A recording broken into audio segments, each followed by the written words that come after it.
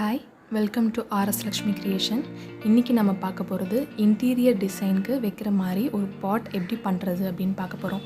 இதுக்கு தேவையான பொருட்கள் வால்புட்டி, அதுக்கப்புறம் ஒரு பிளாஸ்டிக் கப். நான் ஒரு பிளாஸ்டிக் ஐஸ்கிரீம் கப் எடுத்திருக்கேன்.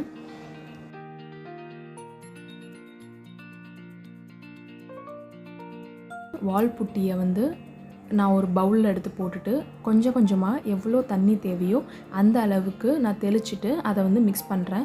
ரொம்ப அதிகமான தண்ணி ஊற்றிடாதீங்க. இது நல்ல சப்பாத்தி மாவு மாதிரி பதத்தில் நம்ம நல்லா பசையணும்.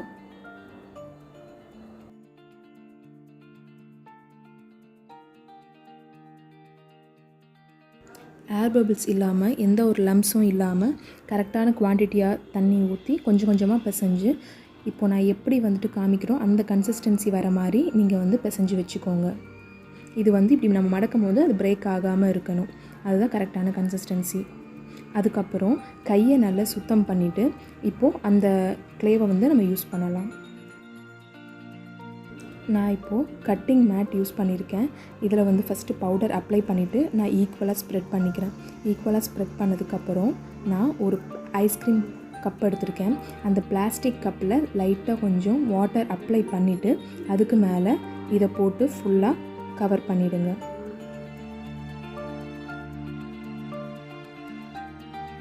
இந்த பிளாஸ்டிக் ஐஸ்கிரீம் கப்பில் நம்ம கவர் பண்ணும்போது இருக்கிற கேப்பை நீங்கள் ஆட்டோமேட்டிக்காக நீங்கள் தண்ணியை அப்ளை பண்ணாலே அது எல்லாமே ஜாயிண்ட் ஆகிடும்.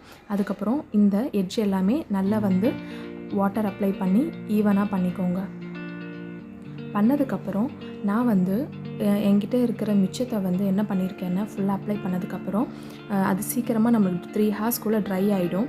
அதனால் ஒரு க்ளோஸ்டு கண்டெய்னரில் நீங்கள் ரிமைனிங் எடுத்து வச்சுட்டு மேலே ஒரு டவலில் லைட்டாக வாட்டர் டிப் பண்ணிவிட்டு அதை எடுத்து க்ளோஸ் பண்ணி நீங்கள் வச்சுருங்க.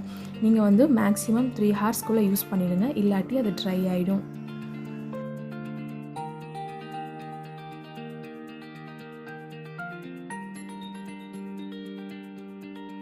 ரிமைனிங் இருக்கிற ஏரியாவையும் எனக்கு எவ்வளோ தேவையோ அந்த அளவுக்கு மட்டும் நான் கட் பண்ணி எடுத்துகிட்டு நான் ஃபுல்லாகவே இப்போது நான் கவர் பண்ணுறேன்.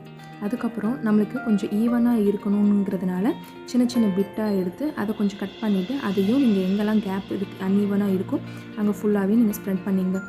தண்ணி தொட்டு நீங்கள் ஜாயின் பண்ணும்போது ஆட்டோமேட்டிக்காக இது எல்லாமே ஈக்குவலாக ஜாயிண்ட் ஆகிடும்.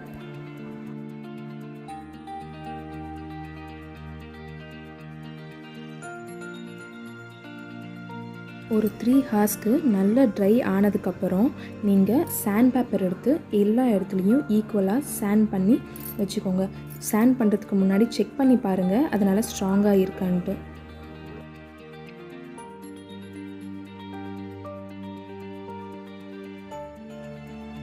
நான் மாஸ்கிங் டேப் யூஸ் பண்ணி நான் எந்த இடத்துல மட்டும் பெயிண்ட் பண்ணக்கூடாதோ அங்கே மட்டும் நான் மாஸ்க் பண்ணிக்கிறேன்.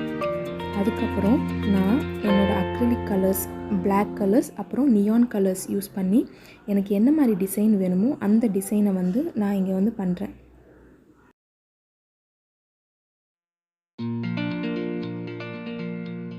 நான் இந்த மினி பாட்டை என்னோடய வீட்டுக்குள்ளே இன்டீரியர் டெக்கரேஷனுக்காக நான் யூஸ் பண்ண போகிறேன்.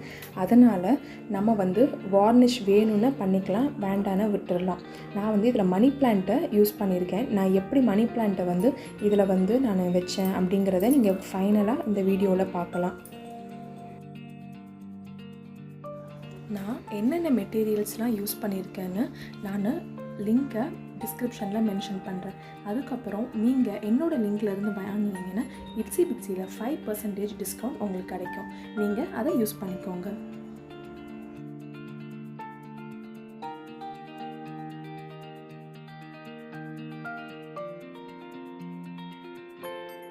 உங்களுக்கு இந்த வீடியோ கண்டிப்பாக பிடிக்கும்னு நினைக்கிறேன். சப்போஸ் பிடிச்சிருந்தா நீங்கள் உங்கள் ஃப்ரெண்ட்ஸ் அண்ட் ஃபேமிலிஸ் கூட ஷேர் பண்ணுங்கள். அதுக்கப்புறம் மறக்காமல் லைக் பட்டனை கிளிக் பண்ண மறக்காதீங்க.